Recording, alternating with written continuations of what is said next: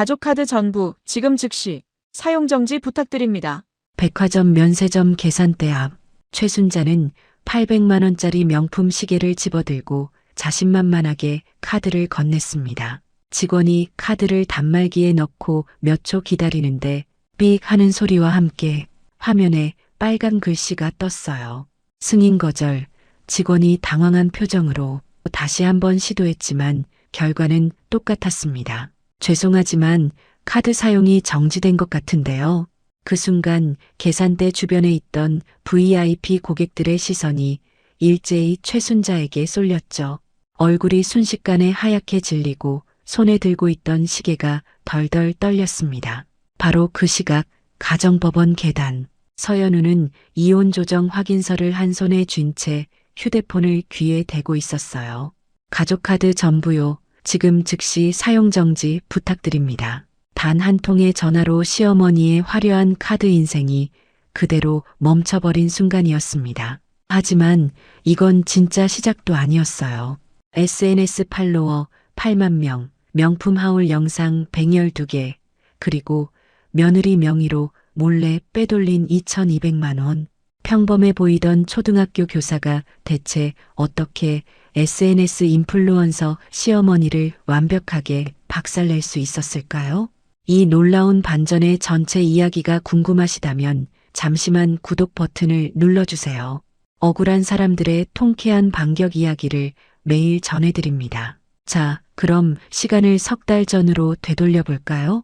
3월 중순, 봄 기운이 완연한 어느 화요일 오전, 서연우는 초등학교 5학년 3반 교실에서 아이들과 함께 체험학습 준비를 하고 있었습니다. 칠판에는 다음 주 박물관 견학 일정이 빼곡하게 적혀 있었어요.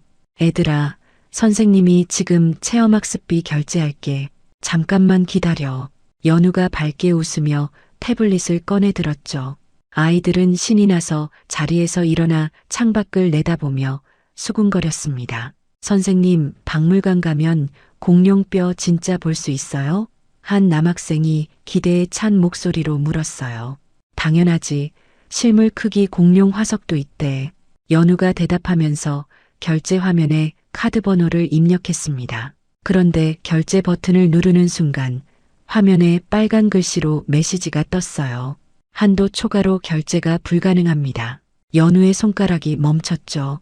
뭔가 잘못됐나 싶어서 다시 한번 시도했지만 결과는 똑같았습니다. 선생님, 왜 안 돼요? 여학생 한 명이 고개를 갸우뚱하며 물었어요. 아, 잠깐만. 선생님이 다른 카드로 해볼게.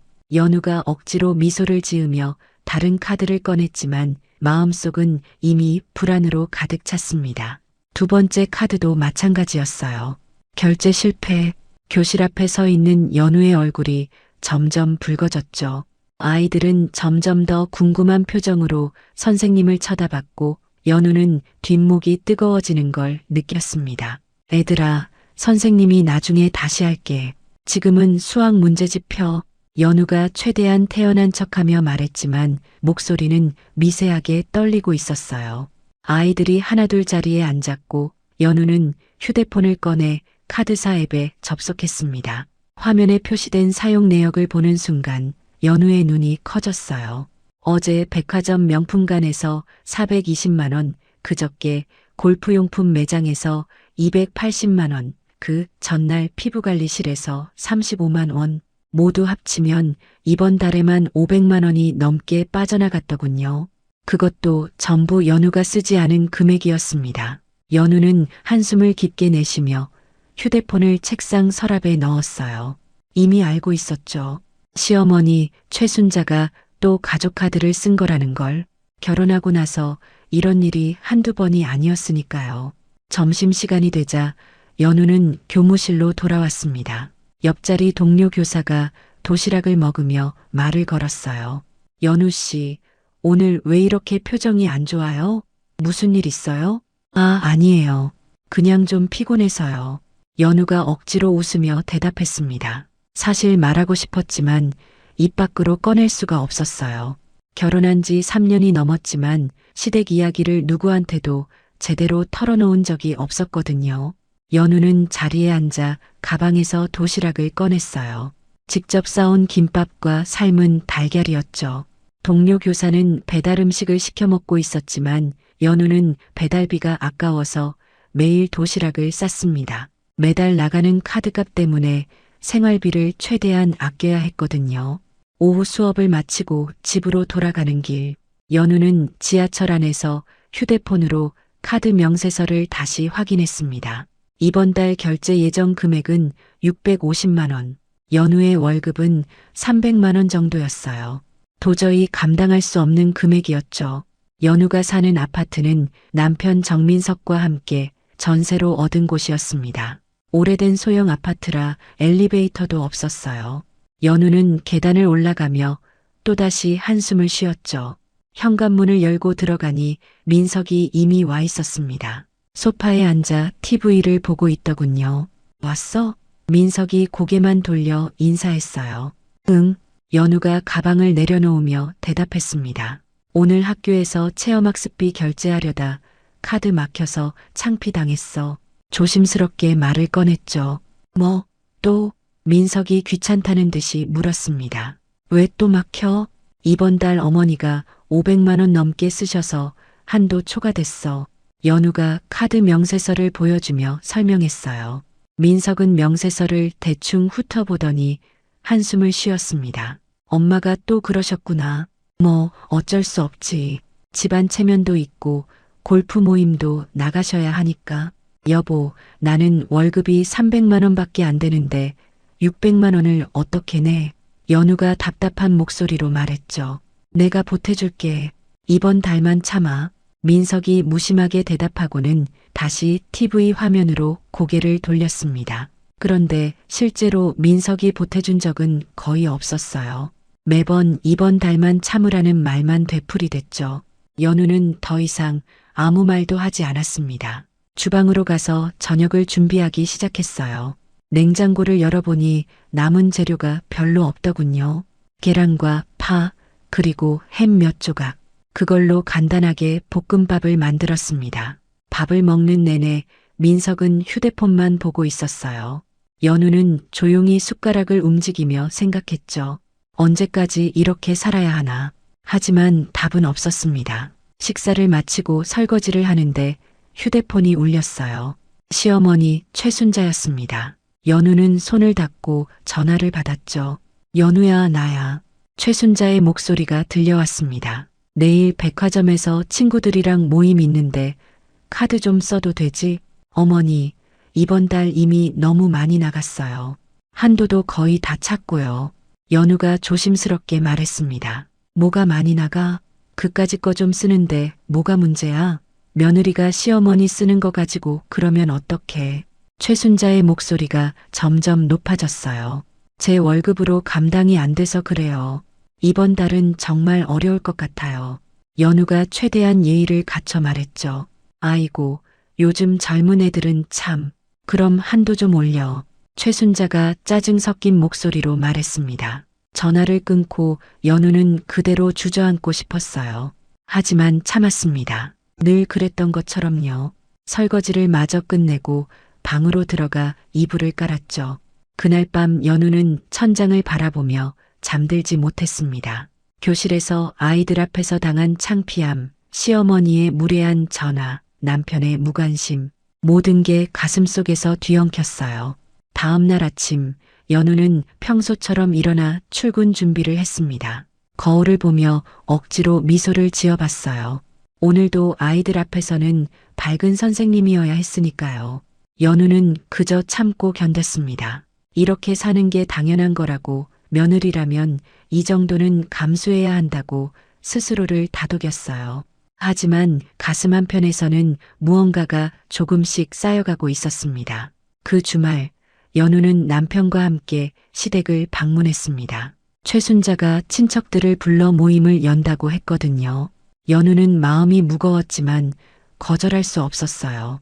며느리가 가족 모임에 빠지는 건 있을 수 없는 일이었으니까요. 시댁 거실에는 이미 친척들이 모여 있었습니다. 시삼촌, 고모, 사촌들까지 10명이 넘는 사람들이 소파와 식탁 주변에 앉아 있었어요. 최순자는 명품 브랜드 로고가 큼지막하게 박힌 가방을 들고 현관으로 나왔죠. 어머, 형님, 그 가방 새로 사셨어요? 엄청 비싼 거 아니에요? 시고모가 눈을 반짝이며 물었습니다. 이거 그냥 좀 샀지 뭐. 최순자가 가방을 이리저리 돌려 보이며 자랑스럽게 말했어요. 요즘은 명품 하나쯤은 있어야 체면이 서잖아. 연우는 그 가방을 알아봤습니다. 일주일 전 카드 명세서에서 본 420만 원짜리였죠. 가슴이 답답해졌지만 아무 말도 하지 않았어요. 식사 시간이 되자 모두 식탁에 둘러앉았습니다. 최순자가 준비한 음식들이 테이블 위에 가득했어요. 갈비찜, 전복구이, 랍스터까지 화려한 상차림이었죠. 형님은 요리 솜씨도 좋으시고 센스도 있으시고 친척 중 한 명이 감탄하며 말했습니다. 뭐, 이 정도는 해야지. 최순자가 만족스러운 표정을 지으며 대답했어요. 우리 며느리 카드 덕분에 장 보는 것도 편하고. 연우의 손에 들린 수저가 멈췄습니다. 옆에 앉은 민석은 아무렇지 않게 음식을 먹고 있었어요. 아무 말도 하지 않았죠. 식사를 마치고 디저트가 나왔을 때였습니다. 최순자가 연우를 향해 손짓했어요. 연우야, 카드 좀 줘봐. 오늘 친구들이랑 백화점 가기로 했는데. 어머니, 이번 달 한도가 거의 다 찼어요. 연우가 조심스럽게 말했습니다. 친척들의 시선이 일제히 연우에게 쏠렸죠. 아이고, 며느리가 시어머니 카드 쓰는 거 가지고 그러면 어떡해. 시고모가 낀죽거리며 말했습니다. 요즘 젊은 사람들은 참 인색해. 그러니까요. 우리 때는 시어머니 쓰시는 거 당연하게 생각했는데 다른 친척도 거들었어요. 연우의 얼굴이 붉어졌습니다. 하지만 참았어요. 여기서 말대꾸라도 했다간 불효자가 되는 거니까요. 여보, 연우가 민석을 바라봤습니다. 하지만 민석은 고개를 돌려 휴대폰만 보고 있었어요. 연우야, 카드 내놔. 한도 올리면 되잖아. 최순자가 손을 내밀었습니다. 친척들이 모두 지켜보는 가운데 연우는 어쩔 수 없이 지갑을 꺼냈죠. 손이 떨렸습니다. 카드를 꺼내 시어머니께 건네는 순간 연우는 자신이 한없이 작아지는 느낌이 들었어요. 역시 우리 며느리가 최고야. 최순자가 카드를 받아들며 친척들에게 자랑했습니다. 이 카드 VIP 등급이거든. 한도도 어마어마하고. 친척들이 우아하고 감탄했어요. 연우는 고개를 숙인 채 물만 마셨습니다. 목구멍으로 물이 넘어가는데 눈물이 핑 돌았죠. 모임이 끝나고 집으로 돌아가는 차 안. 연우는 창밖만 바라봤어요. 민석이 운전대를 잡고 있었지만 둘 사이엔 아무 대화도 없었습니다. 집에 도착해서 현관문을 열고 들어가자마자 연우는 소파에 주저앉았어요. 온몸에 힘이 빠졌습니다. 민석은 옷을 갈아입으러 방으로 들어갔죠. 연우는 멍하니 앉아 있다가 휴대폰을 꺼냈습니다. SNS를 열어 아무 생각 없이 피드를 내리고 있었어요. 그런데 추천 계정에 낯익은 얼굴이 보였습니다. 최순자였어요. 프로필 사진에 시어머니가 선글라스를 낀 채 명품 가방을 들고 웃고 있었죠. 계정 이름은 럭셔리 라이프 순자. 팔로워 수는 8만 3천 명이었습니다. 연우의 눈이 커졌어요. 이게 뭐지? 호기심에 프로필을 눌러 들어갔습니다. 게시물이 112개 올라와 있었어요. 하나하나가 전부 명품 하울 영상이었죠. 오늘의 쇼핑 인증, 이번 달 명품 가방 컬렉션, VIP 라운지에서 같은 제목들이 빼곡했습니다. 연우가 가장 최근 영상을 눌렀어요. 최순자가 백화점 VIP 룸에서 웃으며 카메라를 향해 말하고 있었죠. 여러분, 오늘도 쇼핑 왔어요. 이번엔 이 가방이랑 코트 샀는데 진짜 예쁘지 않아요? 최순자가 400만 원짜리 가방을 들어 보였습니다. VIP 고객은 역시 대접이 달라요. 댓글창에는 부러워요. 저도 저렇게 살고 싶어요. 언니 최고 같은 찬사가 가득했어요. 연우가 다른 영상들을 계속 눌러봤습니다. 골프장에서 찍은 영상, 고급 레스토랑에서 찍은 영상, 피부과에서 찍은 영상. 모든 영상 속에서 최순자는 부유한 삶을 과시하고 있었죠. 영상 업로드 날짜들을 확인하는 순간 연우의 손이 떨렸어요. 카드 명세서에서 봤던 결제 날짜들과 정확하게 일치했습니다. 420만 원 가방을 산 날, 280만 원 골프용품을 산 날, 35만 원 피부관리를 받은 날, 모든 게 영상으로 찍혀 있었어요. 며느리 카드로 명품을 사고 그걸 SNS에 올려 팔로워들한테 자랑하고 있었던 겁니다. 연우가 프로필로 돌아가 팔로워 수를 다시 봤어요. 8만 3천 명, 게시물 112개, 좋아요는 영상 하나당 수천 개씩 달려 있었죠. 가슴이 터질 것 같았습니다. 손이 부들부들 떨렸어요. 지금까지 참아왔던 모든 게 한꺼번에 밀려왔습니다. 연우는 휴대폰을 꽉 쥔 채 화면을 뚫어지게 쳐다봤어요. 최순자가 영상 속에서 환하게 웃으며 말하는 모습이 계속 재생됐습니다. 방문이 열리고 민석이 나왔어요. 뭐해? 민석이 물었습니다. 여보, 이거 좀 봐. 연우가 휴대폰 화면을 보여줬죠. 어머니가 SNS 하시는 거 알았어? 민석이 화면을 보더니 별일 아니라는 듯 말했어요. 아, 그거 엄마 요즘 취미로 하시던데. 재미있어 하시잖아. 취미? 연우의 목소리가 높아졌습니다. 내 카드로 명품 사서 자랑하는 게 취미라고? 또 시작이네. 민석이 짜증 섞인 목소리로 말했어요. 엄마 좀 행복하게 살게 내버려둬. 카드값은 내가 보태줄게. 연우는 더 이상 말하지 않았습니다. 해봤자 소용없다는 걸 알았으니까요. 민석은 다시 방으로 들어가 버렸죠. 연우는 소파에 그대로 앉아 휴대폰 화면을 계속 내렸습니다. 112개의 영상을 하나하나 확인했어요. 모든 영상이 자신의 돈으로 만들어진 거였습니다. 8만 명의 사람들이 시어머니를 부러워하고 있었어요. 화려한 삶을 사는 사람이라고 생각하고 있었죠. 하지만 그 화려함은 전부 며느리 등골을 빼먹어서 만들어진 거짓이었습니다. 연우는 휴대폰을 내려놓고 눈을 감았어요. 눈물이 흘러내렸습니다. 하지만 소리내어 울지는 않았죠. 옆방에 있는 남편한테 들릴까봐 입을 꽉 다물었습니다. 그날 밤 연우는 잠들지 못했어요. 천장을 바라보며 생각했습니다. 언제까지 이렇게 당하고만 살아야 하나? 언제까지 참아야 하나? 하지만 여전히 답은 없었습니다. 연우는 그저 이불을 뒤집어 쓰고 눈을 감았어요. 내일 또 학교에 가야 했고 아이들 앞에서는 웃어야 했으니까요.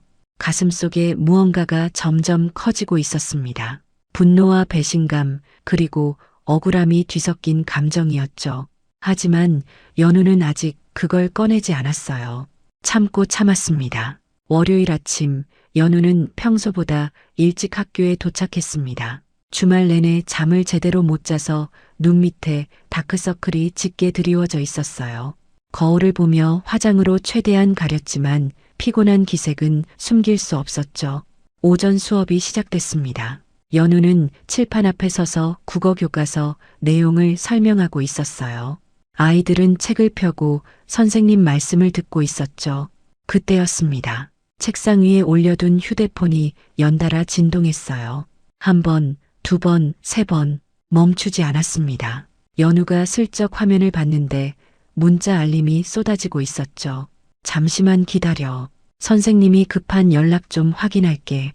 연우가 아이들에게 말하고 휴대폰을 집어들었습니다. 화면에는 카드사와 대출회사에서 온 문자가 가득했어요.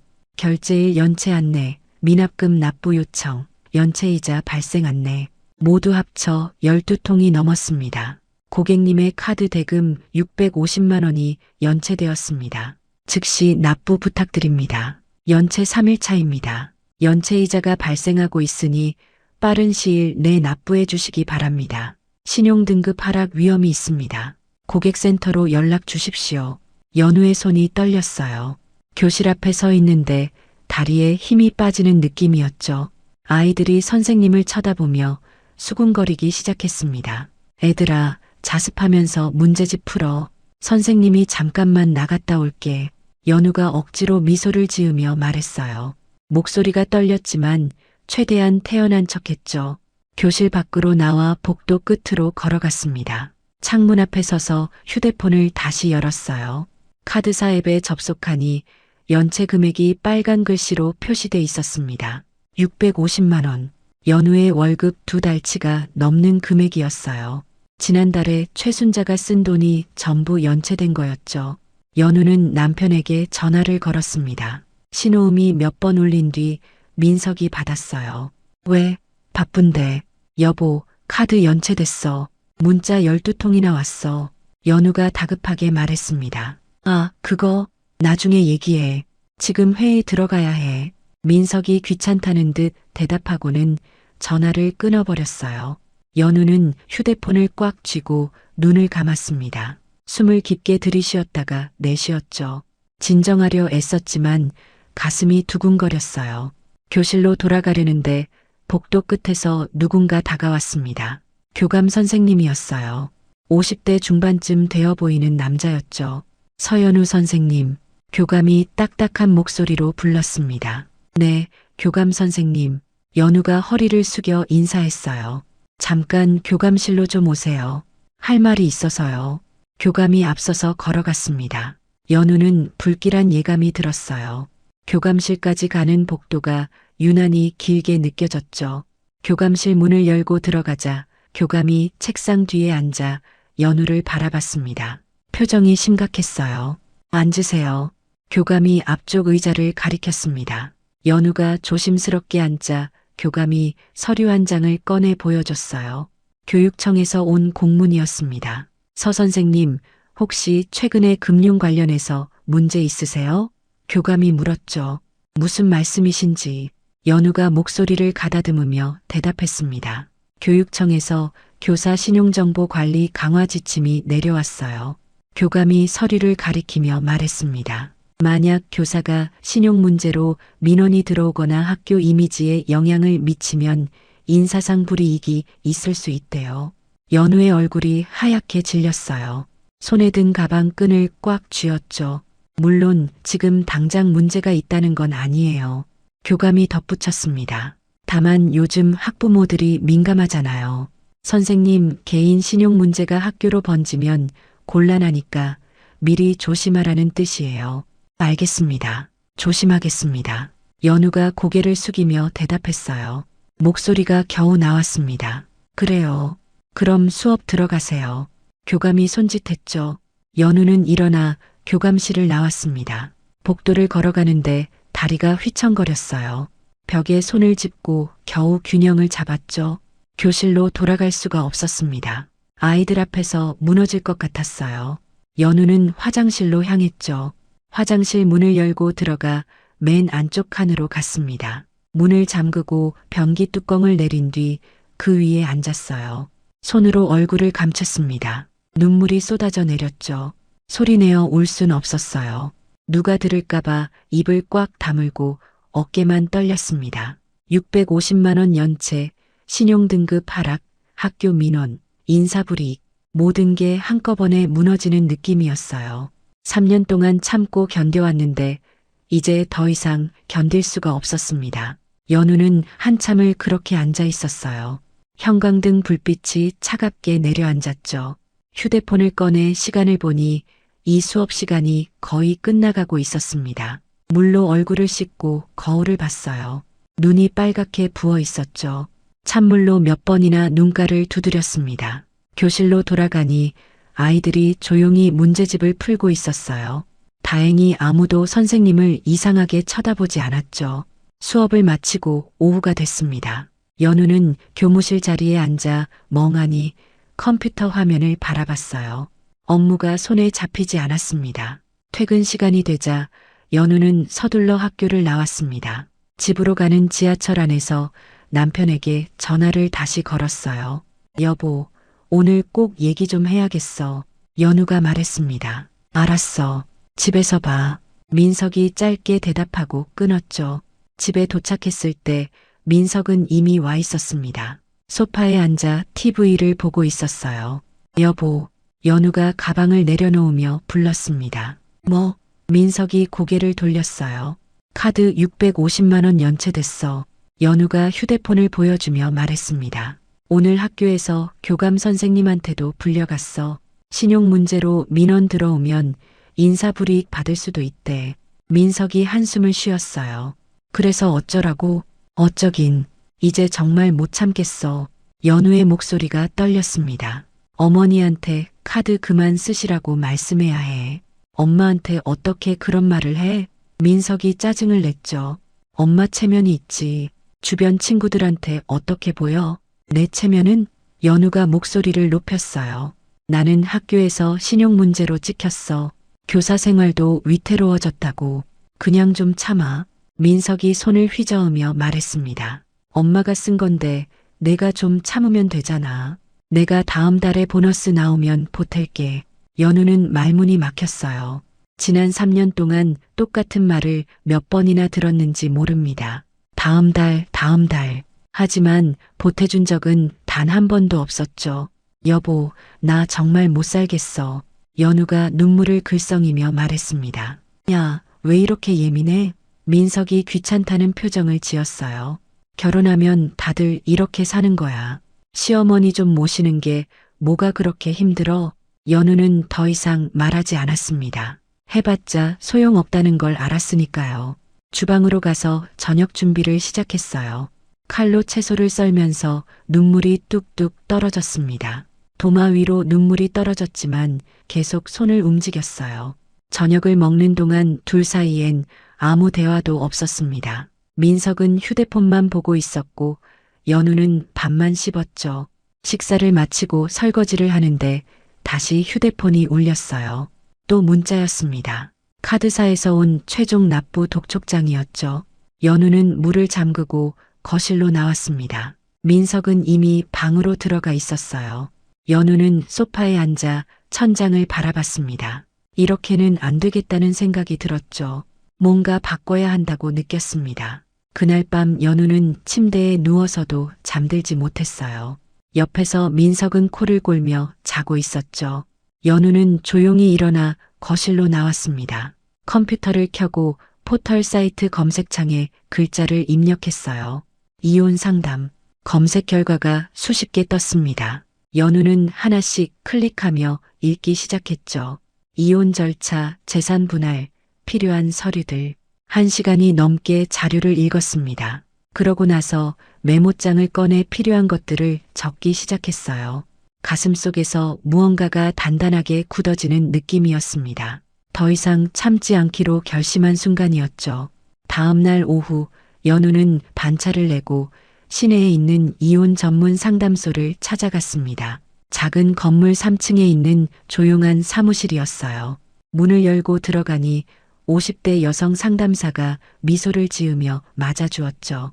어서 오세요. 전화로 예약하신 분이시죠? 상담사가 따뜻한 목소리로 물었습니다. 네, 맞아요. 연우가 고개를 끄덕이며 앉았어요. 편하게 말씀해 주세요. 어떤 상황이신가요? 상담사가 메모지를 꺼내며 물었죠. 연우는 3년간의 결혼 생활을 차근차근 설명했습니다. 시어머니가 가족카드로 매달 수백만 원씩 쓴 것, SNS에 명품 하울 영상을 올린 것, 남편이 계속 참으라고만 한 것. 말하다 보니 목이 메었어요. 지금 카드 연체 금액이 얼마나 되세요? 상담사가 물었습니다. 650만 원이요. 그리고 제 신용 등급도 떨어졌어요. 연우가 대답했죠. 상담사가 고개를 끄덕이며 메모를 했어요.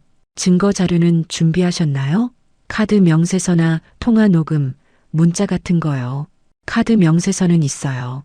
연우가 가방에서 서류 뭉치를 꺼냈습니다. 근데 이게 너무 많아서 어떻게 정리해야 할지 모르겠어요. 상담사가 서류를 훑어보더니 말했습니다. 이거 전부 시어머니가 쓴 내역이랑 본인이 쓴 내역을 구분해서 정리하셔야 해요. 날짜별로 표를 만들어서요. 어떻게 하는 건지 잘 모르겠어요. 연우가 난감한 표정을 지었죠. 가족 중에 금융 쪽 일하시는 분 없으세요? 아니면 회계나 격리일 해보신 분이라도요. 상담사가 물었습니다. 연우는 잠시 생각하다가 떠올렸어요. 아버지 서진혁은 은행에서 30년 넘게 일하다 퇴직하신 분이었죠. 아버지가 계세요. 은행원이셨는데 지금은 퇴직하셨어요. 연우가 말했습니다. 그럼 아버님께 도움을 요청해 보세요. 이런 자료 정리는 전문가 손길이 필요하거든요. 상담사가 조언했죠. 상담을 마치고 나온 연우는 아버지에게 전화를 걸었습니다. 며칠 전부터 아버지한테 말씀드려야겠다고 생각했지만 차마 용기가 나지 않았었어요. 아빠, 연우가 조심스럽게 불렀습니다. 응, 연우야. 무슨 일이야? 서진혁의 목소리가 들려왔어요. 아빠, 오늘 저녁에 시간 되세요? 상의 드릴 게 있어서요. 연우가 말했죠. 그래, 우리 집으로 와. 아버지가 대답했습니다. 저녁 무렵 연우는 아버지가 혼자 사시는 작은 빌라를 찾아갔습니다. 어머니는 연우가 대학생일 때 돌아가셨고 아버지는 홀로 지내고 계셨어요. 어서 와. 밥은 먹었어? 서진혁이 문을 열어주며 물었습니다. 네, 먹었어요. 연우가 안으로 들어가 소파에 앉았죠. 무슨 일인데? 표정이 안 좋네. 서진혁이 딸의 얼굴을 살피며 물었어요. 연우는 준비해온 서류 뭉치를 꺼내 아버지께 보여드렸습니다. 그리고 3년간의 일들을 차근차근 설명했어요. 아버지는 말없이 듣고 계시다가 카드 명세서를 하나씩 펼쳐보기 시작했죠. 이게 다 내 명의로 나간 거야? 서진혁이 놀란 표정으로 물었습니다. 네, 전부 시어머니가 쓰신 거예요. 연우가 고개를 끄덕였어요. 서진혁은 안경을 쓰고 명세서를 자세히 들여다봤습니다. 오랜 은행원 경력이 묻어나는 꼼꼼한 눈빛이었죠. 이거 시간대별로 정리하면 내가 쓴 게 아니라는 걸 증명할 수 있겠네. 서진혁이 말했습니다. 예를 들어 너 평일 낮에는 학교에 있잖아. 근데 평일 낮에 백화점에서 결제된 내역들이 있어. 연우의 눈이 커졌어요. 그렇죠. 제가 수업할 때 백화점에서 결제된 거예요. 이것만 정리해도 시어머니가 무단으로 쓴 거라는 증거가 되지. 서진혁이 펜을 꺼내며 말했습니다. 아빠가 도와줄게. 우리 엑셀로 표 만들어서 정리하자. 두 사람은 식탁에 앉아 노트북을 켰습니다. 서진혁이 엑셀 파일을 열고 항목을 만들기 시작했어요. 날짜, 시간, 결제 장소, 금액, 사용자 구분. 연우가 명세서를 읽어주면 서진혁이 엑셀에 입력했습니다. 3월 5일 오후 2시 30분 백화점 명품관 420만 원. 이날 너 학교에 있었지? 서진혁이 물었어요. 네, 그때 오후 수업 중이었어요. 연우가 스케줄러를 확인하며 대답했습니다. 그럼 여기 표시해두고. 서진혁이 셀에 빨간색으로 표시를 했죠. 2시간 넘게 작업을 계속했습니다. 카페에서 커피를 마시며 차근차근 정리했어요. 3개월치 명세서가 모두 엑셀 파일로 정리됐습니다. 됐다. 이제 이걸 날짜 순으로 정렬해 볼게. 서진혁이 마우스를 클릭하자 화면에 데이터가 쭉 정렬됐어요. 결과를 보니 명확했습니다. 연우가 실제로 쓴 금액은 한 달에 80만 원 정도. 나머지는 전부 최순자가 쓴 것이었죠. 이거 봐. 내가 쓴 거랑 시어머니가 쓴 거 비율이 1대4 정도야. 서진혁이 그래프를 만들어 보여줬습니다. 3개월 총액이 1,900만 원인데 내가 쓴 건 200만 원밖에 안 돼. 연우는 그래프를 보며 충격을 받았어요. 숫자로 보니 더 현실감이 느껴졌죠. 아빠, 이제 어떻게 하면 돼요?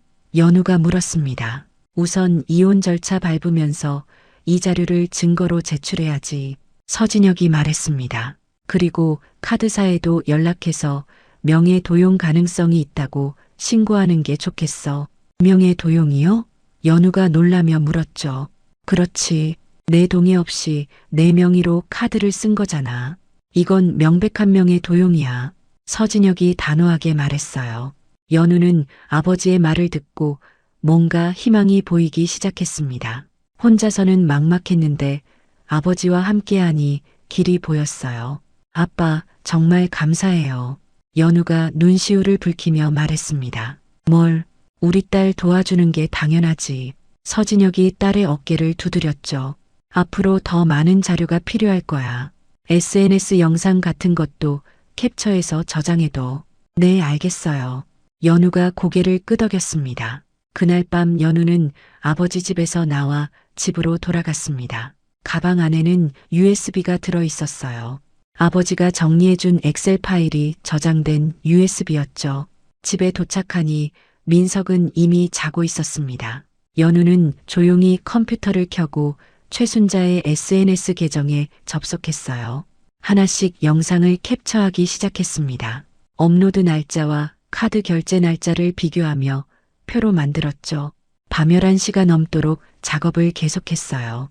112개의 영상을 모두 캡처하고 날짜별로 정리했습니다. 그리고 카드 명세서와 비교표를 만들었죠.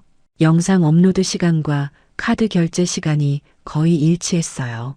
연우는 파일을 저장하고 컴퓨터를 껐습니다. 창밖을 보니 달이 떠 있었어요.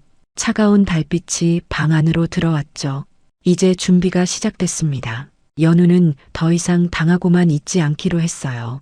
체계적으로 철저하게 증거를 모으기로 결심했죠. 가슴속에서 무언가 단단해지는 느낌이었습니다. 두려움보다는 오히려 담담함이 찾아왔어요. 할 수 있다는 확신이 들기 시작했죠.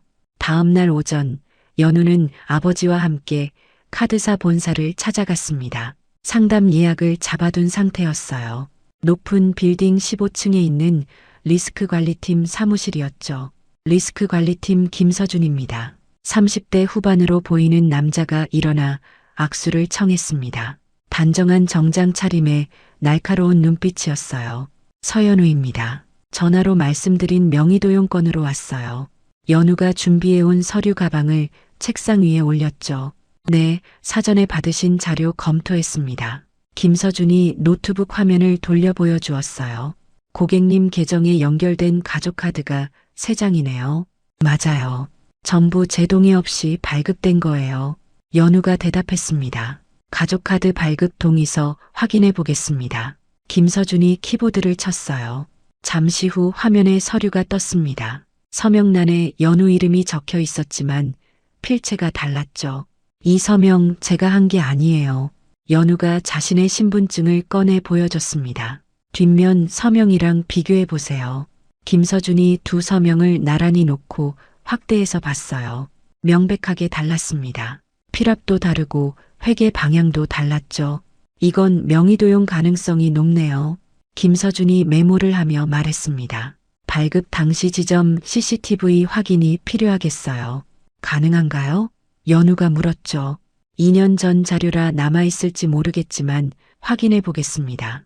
김서준이 내부 시스템에 접속했어요.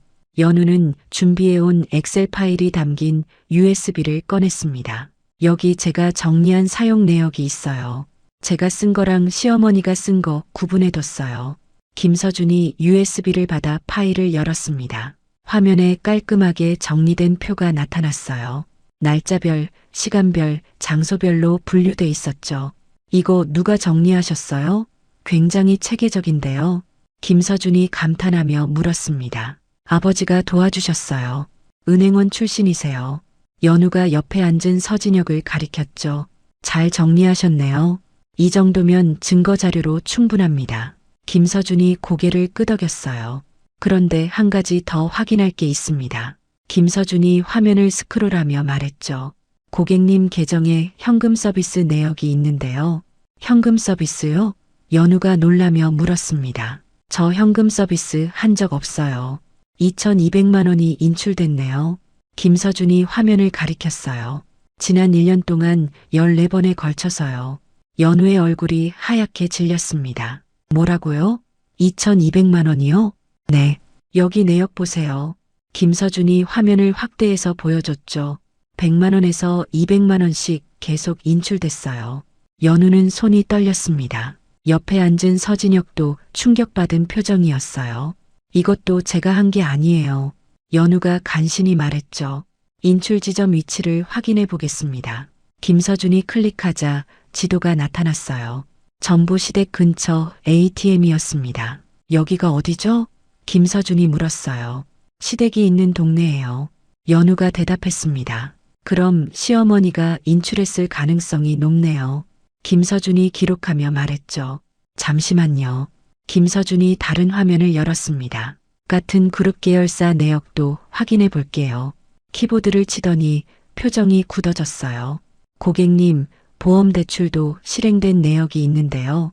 보험 대출이요? 연우가 다시 놀라며 물었습니다. 1,500만 원입니다. 6개월 전에 실행됐네요. 김서준이 화면을 돌려 보여줬어요. 연우는 의자에 주저앉을 뻔했습니다. 현금 서비스 2,200만 원에 보험 대출 1,500만 원. 합치면 3,700만 원이었죠. 이게 대체 연우가 말을 잇지 못했어요. 아빠 괜찮아? 서진혁이 딸의 손을 잡았습니다. 김서준이 물 한 잔을 따라 건넸어요.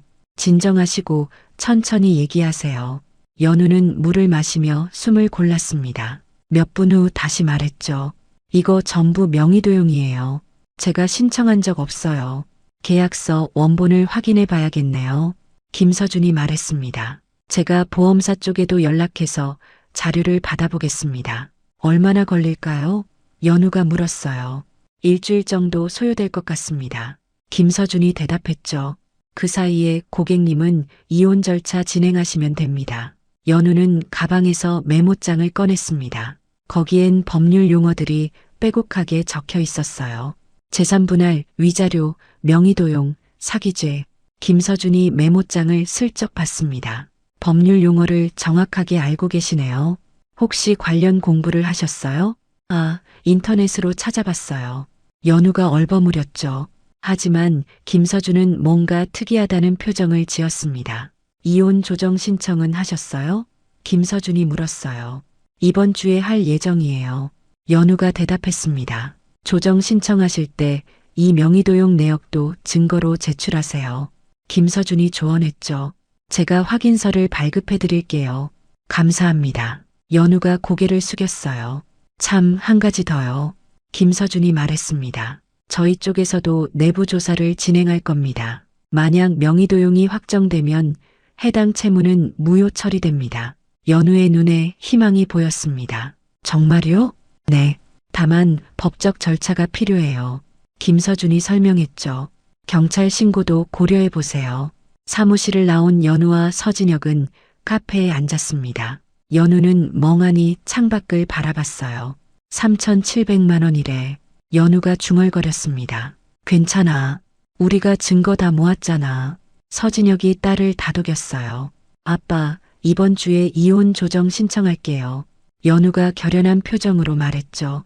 그래, 아빠가 함께 가줄게. 서진혁이 고개를 끄덕였습니다. 사흘 후 연우는 가정법원을 찾아갔습니다. 이혼 조정 신청서를 작성하기 위해서였어요. 서류 작성란에는 복잡한 법률 용어들이 가득했죠. 연우는 펜을 들고 빈칸을 채워나갔습니다. 조정 신청 사유, 재산분할 청구, 위자료 청구, 서류를 작성하는 손놀림이 능숙했어요. 옆 창구에서 다른 신청인이 직원에게 물었습니다. 이 재산분할 항목이 뭐예요? 결혼기간 중 형성된 재산을 나누는 거예요. 직원이 설명했죠. 연우는 이미 모든 항목을 정확하게 작성하고 있었습니다. 법률 용어도 정확하게 이해하고 있었죠. 다 작성하셨어요? 창구 직원이 물었습니다. 네. 연우가 서류를 건넸어요. 직원이 서류를 검토하더니 고개를 끄덕였습니다. 빠짐없이 잘 작성하셨네요. 변호사 도움 받으셨어요? 아니요. 제가 직접 했어요. 연우가 대답했죠. 법률 지식이 있으신가 봐요. 일반인은 이렇게 정확하게 작성하기 어려운데 직원이 감탄하며 말했습니다. 연우는 희미하게 미소 지었습니다. 하지만 더 이상 설명하지 않았어요. 접수증을 받아들고 법원을 나왔습니다. 계단을 내려가는데 휴대폰이 울렸어요. 남편 민석이었죠. 여보, 연우가 전화를 받았습니다. 연우야, 오늘 저녁에 우리 집에 오래. 엄마가 얘기 좀 하자시네. 민석의 목소리가 들려왔어요. 무슨 얘기요? 연우가 물었죠. 카드 문제 때문인가 봐. 민석이 대답했습니다. 그냥 와. 잘 얘기하면 되잖아. 연우는 잠시 생각하다가 대답했습니다. 알겠어요. 갈게요. 하지만 연우의 목소리에는 이전과 다른 무언가가 묻어났습니다. 더 이상 순종적이고 착한 며느리의 목소리가 아니었어요. 그날 저녁 시댁에 가기 전 연우는 가방을 챙겼습니다. 이혼 조정 신청 접수증, 카드 명세서 정리자료, 명의도용 확인서, 모든 증거가 들어 있었죠. 거울을 보며 옷매무새를 정리했습니다. 예전의 연우 같으면 떨리고 두려웠을 거예요. 하지만 지금은 달랐습니다. 준비는 끝났습니다. 이제 진짜 싸움이 시작되려 하고 있었어요. 저녁 7시 연우는 시댁 거실에 앉아 있었습니다. 최순자와 민석이 맞은편 소파에 앉아 있었어요. 분위기가 무겁게 가라앉아 있었죠. 연우야. 최순자가 먼저 입을 열었습니다. 카드사에서 이상한 연락이 왔더라. 명의도용 조사한다고? 네, 제가 신고했어요. 연우가 담담하게 대답했죠. 뭐? 최순자의 목소리가 높아졌어요. 시어머니를 명의도용범으로 만들어? 어머니가 제 동의 없이 카드를 쓰셨잖아요. 연우가 차분하게 말했습니다. 현금 서비스 2,200만 원, 보험 대출 1,500만 원까지요. 그게 뭐가 문제야? 며느리 카드 시어머니가 좀 쓰는 게.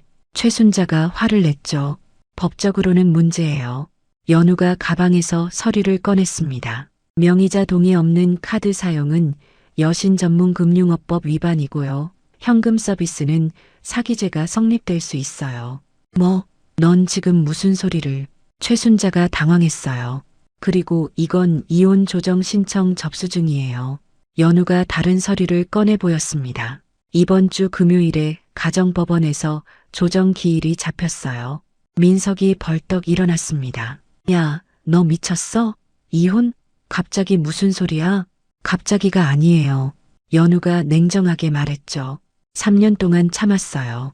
더 이상은 못 참겠어요. 연우야, 우리 잘 얘기해보자. 민석이 달래려 했어요.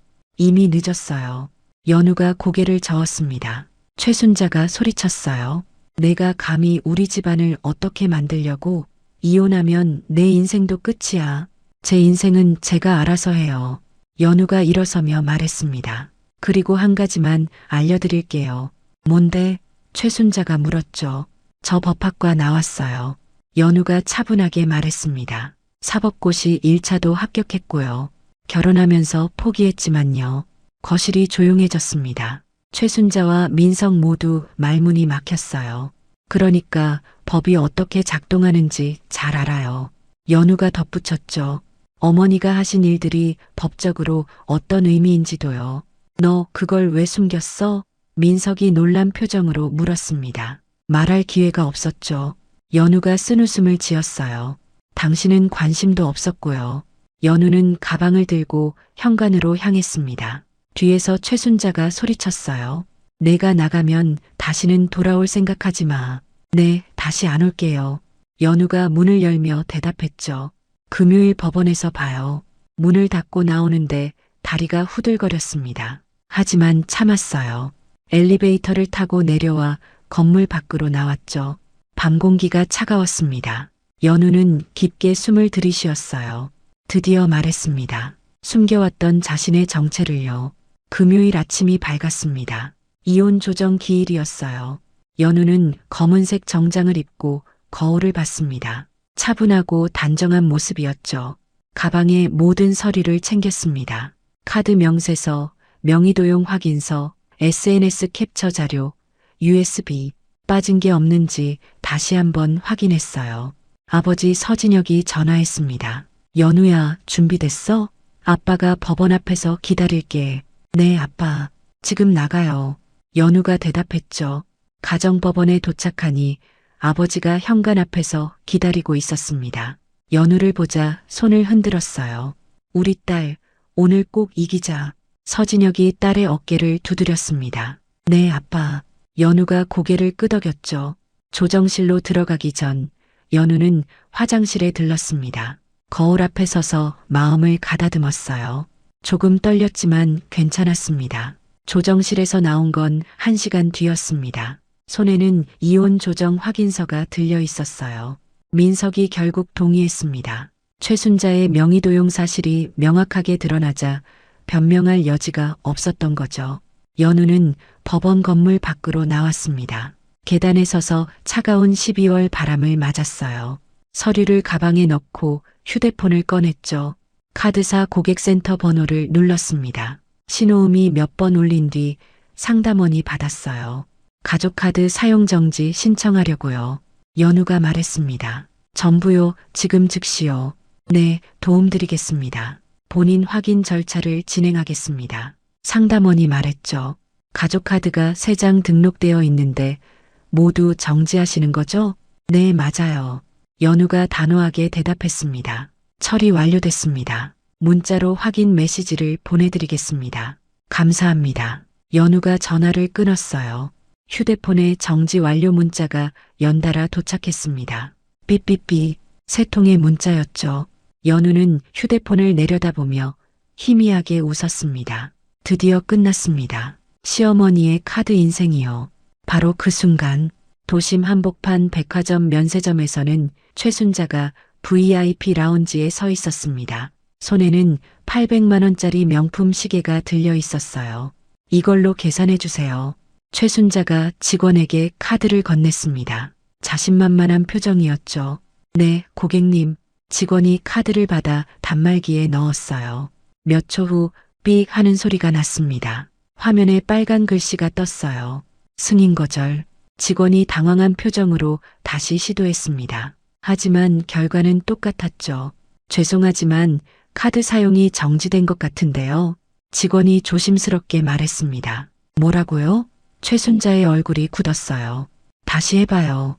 여러 번 시도했지만 계속 승인 거절이 떴습니다. 주변에 있던 VIP 고객들이 하나둘 쳐다보기 시작했어요.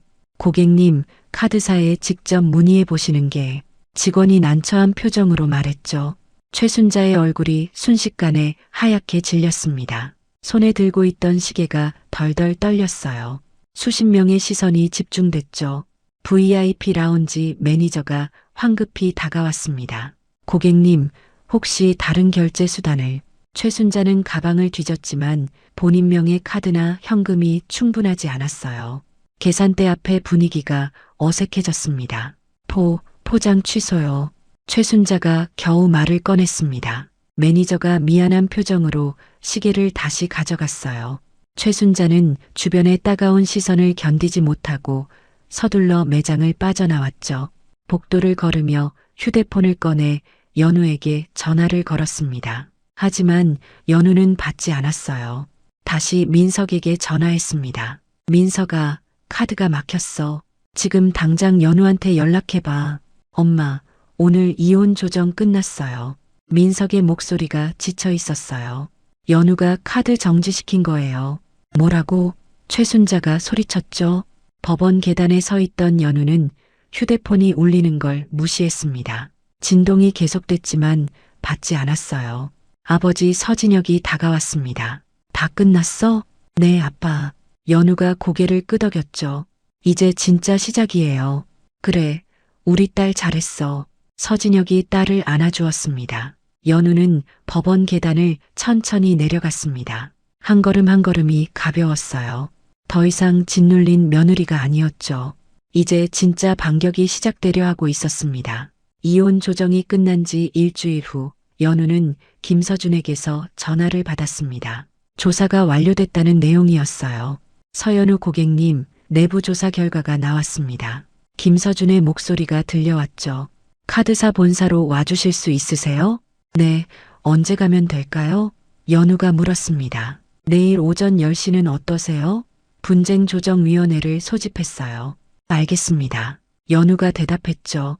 다음 날 아침, 연우는 아버지와 함께 카드사 본사를 찾아갔습니다. 회의실에는 이미 여러 사람들이 모여 있었어요. 김서준, 법무팀 변호사, 그리고 위원 3명이었죠. 놀랍게도 맞은편에는 최순자와 민석도 앉아 있었습니다. 카드사에서 양측을 모두 불렀던 거예요. 오늘 분쟁조정위원회를 시작하겠습니다. 위원장이 망치를 두드리며 말했습니다. 양측이 제출한 자료를 검토했고 추가 증거도 확보했습니다. 김서준이 일어나 발표를 시작했어요. 먼저 CCTV 영상부터 보시겠습니다. 회의실 스크린에 영상이 재생됐습니다. 2년 전 카드사 지점 창구였어요. 화면 속에서 최순자가 직원과 대화하고 있었죠. 가족카드 추가 발급하려고 왔어요. 최순자의 목소리가 들렸습니다. 본인이 직접 오셔야 하는데요. 직원이 말했죠.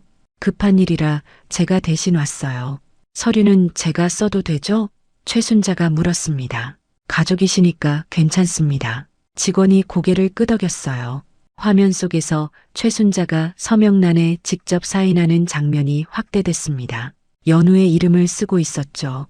이 영상은 2022년 3월 15일에 촬영됐습니다. 김서준이 설명했어요.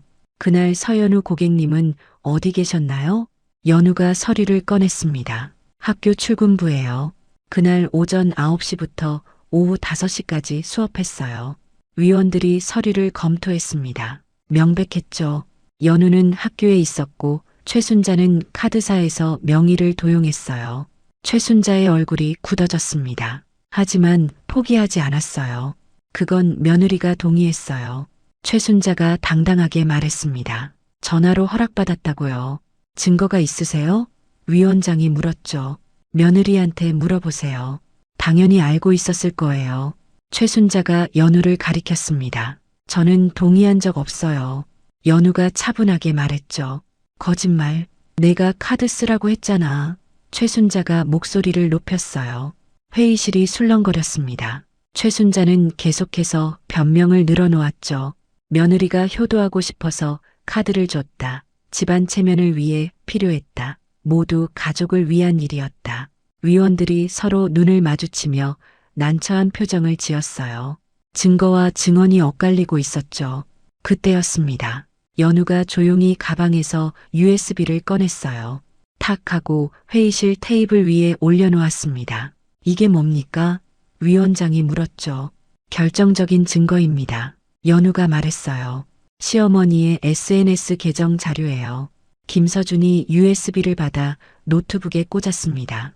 파일을 열자 화면에 폴더들이 나타났어요. SNS 하울 영상 112개, 업로드 날짜 및 시간, 카드 결제 내역 대조표, 연우가 하나씩 설명했습니다. 김서준이 첫 번째 영상을 재생했어요. 화면에 최순자가 나타났습니다. 백화점 VIP 룸에서 명품 가방을 들고 웃고 있었죠. 여러분, 오늘도 쇼핑 왔어요.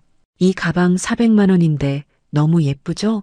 최순자의 목소리가 회의실에 울려 퍼졌습니다. 김서준이 영상을 멈추고 엑셀 파일을 열었어요. 화면에 표가 나타났죠. 이 영상 업로드 시간은 3월 20일 오후 3시입니다. 김서준이 설명했어요. 그리고 같은 날 오후 2시 45분 백화점 명품관에서 420만 원 결제 내역이 있습니다. 두 화면을 나란히 띄우자 일치했습니다. 영상 속 가방과 결제 내역의 가방이 똑같았어요. 김서준이 계속해서 영상을 재생했습니다. 골프장 영상, 피부과 영상, 레스토랑 영상, 하나하나가 카드 결제 내역과 정확하게 일치했죠. 총 112개 영상을 분석한 결과요. 김서준이 그래프를 띄웠습니다. 업로드 시간과 카드 결제 시간의 일치율이 98%입니다. 회의실이 조용해졌습니다. 모든 시선이 최순자에게 쏠렸어요. 최순자의 얼굴이 하얗게 질렸습니다. 입술이 파르르 떨렸죠. 아무 말도 할 수 없었어요.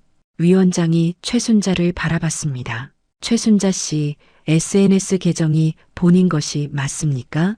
최순자는 대답하지 못했어요. 손이 떨리고 있었죠. 답변하세요. 위원장이 다시 물었습니다. 그건 최순자가 겨우 입을 열었어요. 취미로 한 거예요. 취미로 며느리 카드를 쓰셨다는 말씀이신가요?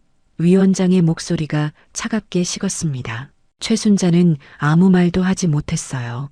변명할 여지가 완전히 사라졌죠. 위원들이 잠시 회의를 했습니다. 5분 후 위원장이 결론을 발표했어요. 판단을 내리겠습니다. 위원장이 엄숙하게 말했습니다. 명의도용이 명백하게 확인됐습니다. 최순자 씨와 정민석 씨의 카드 무단 사용 및 현금 서비스, 보험 대출 건은 모두 무효 처리합니다. 연우의 눈이 커졌어요. 옆에 앉은 서진혁이 딸의 손을 꽉 잡았죠. 서연우 고객님의 신용등급도 원상회복 조치하겠습니다. 위원장이 계속 말했어요. 그리고 부당하게 청구된 3,700만 원의 채무는 전액 면제됩니다. 연우는 믿기지 않았어요. 3년 동안 짓눌려 살았던 빚이 한순간에 사라졌습니다. 다만요. 위원장이 덧붙였습니다. 최순자 씨는 명의도용 및 여신법 위반으로 관련 기관에 통보될 예정입니다. 법적 책임을 면하기 어려울 것으로 보입니다. 최순자가 의자에서 무너질 듯 주저앉았어요. 민석이 황급히 어머니를 부축했죠. 회의가 끝나고 연우와 서진혁은 회의실을 나왔습니다.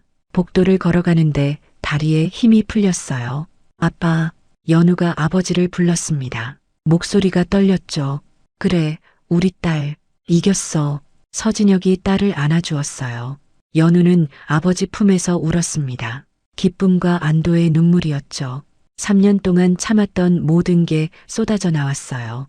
김서준이 복도로 나왔습니다. 축하드립니다. 서연우 씨, 김서준이 악수를 청했어요. 정말 감사합니다. 연우가 손을 잡으며 말했죠.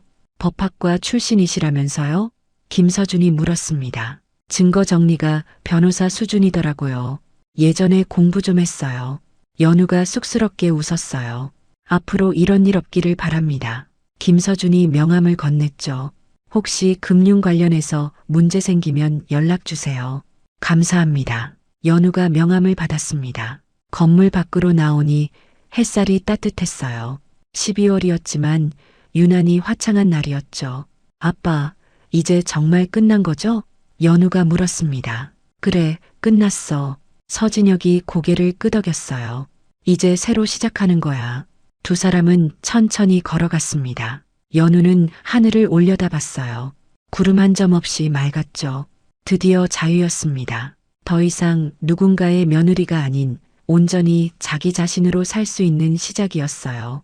판결이 나온 지 한 달 후 최순자의 SNS 계정은 조용히 사라졌습니다. 8만 명이 넘던 팔로워들도 112개의 명품 하울 영상도 모두 삭제됐죠. 백화점 VIP 등급도 박탈됐어요. 골프 모임에서도 연락이 끊겼습니다. 친구들은 하나둘 최순자를 멀리했죠. 어느 날 시장 입구에서 최순자를 본 사람이 있었습니다. 예전처럼 화려한 옷차림이 아니었어요. 수수한 옷을 입고 장바구니를 들고 있었죠. 사람들의 시선을 피하듯 고개를 숙이고 걷고 있었습니다. 민석도 회사에서 어려움을 겪었어요. 소문이 퍼졌거든요. 아내를 잘못 대했다가 명의도용 사건에 휘말렸다는 얘기가요. 승진 심사에서 탈락했고 보직도 한직으로 밀려났습니다. 한편 연우는 학교로 돌아갔습니다. 5학년 3반 교실이었어요. 아이들이 환하게 웃으며 맞아주었죠. 선생님, 어디 아프셨어요? 오래 못 봤어요. 한 남학생이 물었습니다. 선생님, 개인 사정이 있었어. 이제 괜찮아. 연우가 밝게 웃으며 대답했어요. 그날 수업 시간, 연우는 칠판 앞에 섰습니다. 오늘은 특별 수업을 할 거예요. 연우가 분필을 들고 칠판에 글자를 적었죠. 내 이름을 지키는 법. 아이들이 고개를 갸우뚱했어요. 선생님, 그게 뭐예요? 너희들 이름은 너희 거야. 연우가 설명하기 시작했습니다. 아무도 함부로 쓸 수 없는 거예요. 카드든 통장이든 어떤 서류든 너희 이름으로 되어 있으면 너희가 지켜야 해요. 아이들이 집중해서 들었습니다. 연우는 자신의 경험을 조심스럽게 풀어냈어요. 물론 구체적인 이야기는 하지 않았죠. 다만 이름의 소중함, 금융의 중요성을 알려주었습니다. 만약 누가 너희 이름으로 뭔가를 하려고 하면 어떻게 해야 할까? 연우가 물었어요. 안 된다고 말해요. 여학생 한 명이 손을 들고 대답했습니다. 맞아. 그리고 어른한테 도움을 청해야 해. 연우가 고개를 끄덕였죠. 수업이 끝나고 한 아이가 다가왔습니다. 선생님, 저 오늘 배운 거 부모님한테 말씀드릴게요. 그래, 잘 기억해둬. 연우가 아이의 머리를 쓰다듬었어요. 그 순간 연우는 깨달았습니다. 자신이 겪은 아픔이 헛되지 않았다는 걸요. 이렇게 아이들을 가르치고 누군가를 도울 수 있다면 그것만으로도 의미가 있었죠. 방과 후 교무실에서 동료 교사가 말을 걸었습니다. 연우 씨, 요즘 표정이 정말 밝아졌어요. 그래요? 연우가 웃으며 대답했어요. 뭔가 좋은 일 있었어요? 동료가 궁금한 듯 물었죠. 그냥 새로 시작하는 기분이에요. 연우가 말했습니다. 며칠 후 연우는 지역 복지관에서 강의 요청을 받았습니다. 금융사기 예방 교육이었어요. 제 경험을 나눠도 될까요? 연우가 복지관 담당자에게 물었습니다. 물론이죠. 오히려 더 도움이 될 것 같아요. 담당자가 반가워했어요. 토요일 오후 복지관 강당에는 30명 정도의 사람들이 모여 있었습니다. 대부분 주부들이었어요. 연우가 단상에 올라갔습니다. 처음엔 떨렸지만 곧 진정됐죠. 안녕하세요. 저는 서연우입니다. 연우가 시작했어요. 오늘은 제가 실제로 겪은 이야기를 나누려고 합니다. 사람들이 집중했습니다. 연우는 자신의 이야기를 담담하게 풀어냈어요. 물론 개인정보는 숨겼지만 상황은 구체적으로 설명했죠. 가족카드 사용의 위험성, 명의도용의 심각성, 증거 수집의 중요성, 하나씩 차근차근 알려주었습니다. 혹시 질문 있으세요? 연우가 물었어요. 손이 여러 개 올라갔습니다. 중년 여성 한 분이 일어났어요. 저도 비슷한 상황인데 어떻게 해야 할까요? 시어머니가 제 카드를 계속 쓰시거든요. 먼저 카드 명세서를 정리하세요. 연우가 조언했습니다. 본인이 쓴 거랑 다른 사람이 쓴 거 구분해서요. 그리고 카드사에 상담받으시는 게 좋아요. 여성이 고개를 끄덕이며 메모했습니다. 강의가 끝나고 여러 사람들이 연우에게 다가왔어요. 감사 인사를 전하고 명함을 달라고 했죠. 선생님 덕분에 용기가 났어요. 한 여성이 눈물을 글썽이며 말했습니다. 힘내세요. 혼자가 아니에요. 연우가 손을 잡아주었어요. 복지관을 나오는 길, 연우는 뿌듯했습니다. 자신의 아픔이 누군가에게 도움이 된다는 게 신기했어요. 며칠 후 연우는 아버지와 함께 작은 카페에 앉았습니다. 아버지가 준비한 서류를 보여주었어요.